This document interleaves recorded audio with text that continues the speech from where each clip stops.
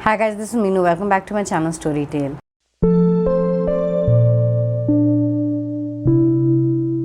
Today I'm going to be reviewing the third installment in the Shadow and Bone trilogy. I've already read and reviewed the first two books in the trilogy and I have given the links in the description down below.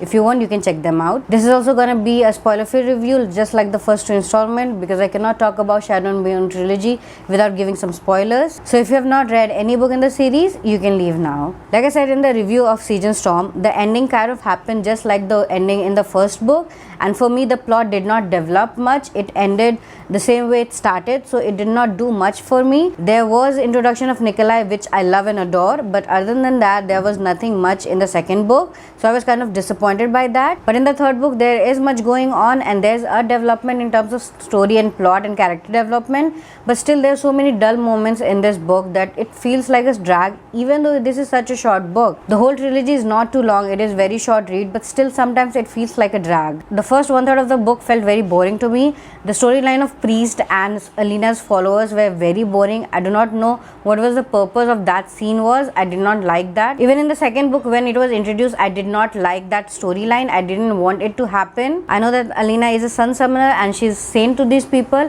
and in the first one third of the book she does not even have her powers, so she's just sitting there and waiting for things to happen. So that was the plot that I did not like at all. I did like the escape part. That was the only interesting part of the one third of the book. For me, the story picked up after we got introduced with Nikolai. Of course I love Nikolai, so I just love him on the pages, but the story did pick up after him. For me, the tone of the story changes after Nikolai is introduced. It becomes more light-hearted and becomes more humorous, which I actually liked, and especially that scene with Nikolai and the ring. I loved it. I love the fact that he gave his family ring to Alina. I really wanted them to be together because I think they do make a very, I do not know why, practical couple. From a romantic point of view, yes, they do not make sense, especially Alina does not deserve Nikolai because Nikolai of course deserves best, but still from a practical point of view they both of them do make sense. So I want them to be together, but maybe I'm just grasping for straws here because I do not know with whom I want Alina to end up with. I love Darkling, but I do not want him or Alina to be together because again, Darkling is a bad person, he's a villain, so I do not think that is gonna happen.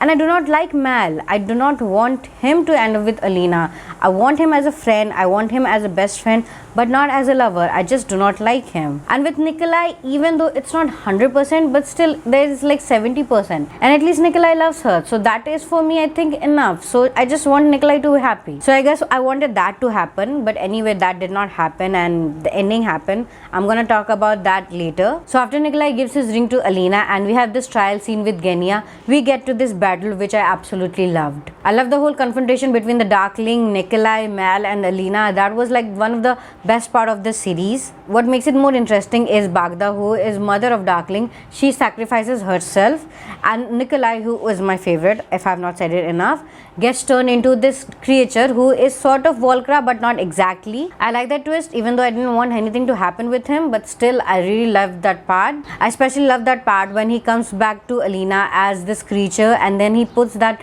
ring in her finger. I absolutely loved that scene. I especially loved whatever happened in that scene. That was again one of the best part of the series. There were other scenes that I absolutely loved, especially when Alina spies on Darkling, just like the way Darkling spied on Alina. So in that scene she seduces him and then just leaves him at the last moments. That was the part that I absolutely loved. She got back to him and I think that was a very badass move. All the scenes of Darkling I absolutely enjoyed, and I also liked the past that we get to discover in the book. The whole legend was very interesting. I was really hooked to that part. The part that I did not agree with this book was the part about Mal. I know many people have talked about it and I'm going to talk about too. So Mal is the third amplifier and we do not get to know about this until almost the last few chapters of the book. And after that, yes, the story picks up and it was a very interesting twist, but I do not agree with the fact that they have not been able to identify that in the first two books when they were touching each other all the damn time. I knew that Mal was someone special because he was too good of a tracker. I thought maybe he was a Grisha. He too was not aware of his powers, just like Alina did when she was in the first book. I thought that was that kind of story, but him being an amplifier, that would have worked. Even in the first and the second book, that would have worked. If in the first book and the second book we would have realized, okay, maybe he's gonna die in the third book, then that would have been a very good build up. But in the first and second book, they have been together all the time, and still Alina have not discovered that he is the third amplifier. Even after she got the second amplifier, I do not know why, that just feel like it just came out of nowhere. She just touched him and felt this, and she just realized that he is the third amplifier. That could have been realized in the second book. So Alina discovering that Mal is the third amplifier, it should have been done in a different way. Anyway, I think that whole scene of her discovering him as the third amplifier, that scene is gonna be visually beautiful. I think we need that scene in the TV series of Shadow and Bone trilogy, because when I read it, I realized that whole scene is gonna be visually stunning. After the reveal of Mal's identity and his parentage, I thought maybe he's gonna die and then Alina is gonna end up with Nikolai, because there is no future of her with Darkling, because Darkling is bound to die by the end of the book. That was inevitable, because he was very cruel to his mother and everyone in the book. Even though I like him, I do not think there was a redemption arc in this story. I also like the other characters like Zoya, Genya, David and everyone. I think they gave a humorous touch to the story, which was very much required, because this is a very dark trilogy. Now let's talk about the end. So I really like the whole scene with Darkling and Alina. I think that was a very good closure. I also like the fact that Alina called out his real name when he was dying, and that whole scene was very beautiful. It was very epic. I always loved Darkling. He was a very complex character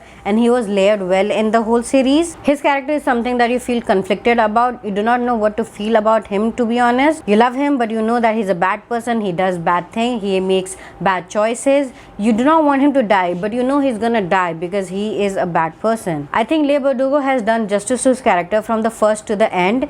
I really loved his ending scene. I love the fact that Alina did not let him die alone. He did not deserve to die alone, even though he has done some pretty bad stuff. His was the only closure that I agreed with in this series. Other than that, I do not like the other endings. I do not understand why Alina ended up with Mal. She killed him. I love that scene. It was very poetic. It was epic. It was just beautifully written. But then he was brought back to life, and that cheapened that scene. Why didn't he stay dead? That would have made the ending much more heartbreaking and much more beautiful. For me, Shadow and Bone trilogy was never a romantic story. It was about light fighting the darkness and then meeting together at a grey point. I like that story. I like that arc. It does not have to be a romantic story, so it did not need to be end as a romantic story. Alina was good with every character. She was good with Nikolai, she was good with Darkling, and she was also good with Mal. I liked Mal and her as best friends, but anyway, she was also good with him. But I do not think every heroine needs to end up with a hero. I do like Nikolai, and if Alina needed to end up with anyone, it should have been with Nikolai. But I'm not saying that is the ending that I would have preferred too. I think what I would have preferred is Alina to be in some big position, not the queen, but to some big position of the court of the kingdom. That would have worked very good for her, and Mal to be her best friend, and then Nikolai to be the king. So I would have liked that. I would have liked to see that thing. But what happened in the end, that she ended up with Mal and then they started an orphanage. That could have been done even if she was an advisor to the king or something at a high position. That could have happened too. She could have opened the orphanage even then. But she didn't have to fake her death with Mal and start that orphanage. That makes her whole journey, to be honest, a little bit pointless. I needed her to be a certain position so that she can bring the changes in Grisha, which she is not doing by remaining in this orphanage. I did not like the fact that she ended up with Mal. I think Alina as a whole in herself is a great character, and she did not need to be end up with anyone. She could have been her own person. She could have been her own heroine. She did not need a hero. Anyway, no matter what I think of the ending, this book was still much better than the first and the second book. So I'm gonna give it 4 stars because I did like it. The series as a whole, I liked it, but I didn't love it. I still think Ember in the Ashes series by Sabaa Tahir was much better. She made some very risky and very cruel moves, and I still hate her for the 4th installment because she what did with my favorite character. But anyway, I think the story and everything was much better in that series than it was in Shadow and Bone trilogy. Still, this series is much more popular, and even a Netflix series is coming, which I'm very excited about, because even though I did not like the story, but still love the characters, and I'm especially waiting for Darkling and Nikolai, to be honest. That is my most anticipated thing in the coming TV series. I'm really excited for that. Overall, I'm gonna give Shadow and Bone trilogy 3.5 stars because the characters were great, but story could have been a little bit better. Now that this series is finally over, I can go to Six of Crows duology.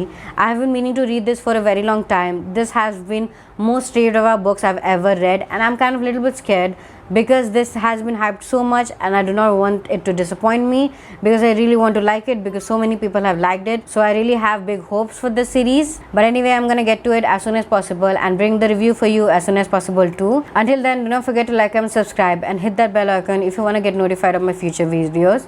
Till then, see you.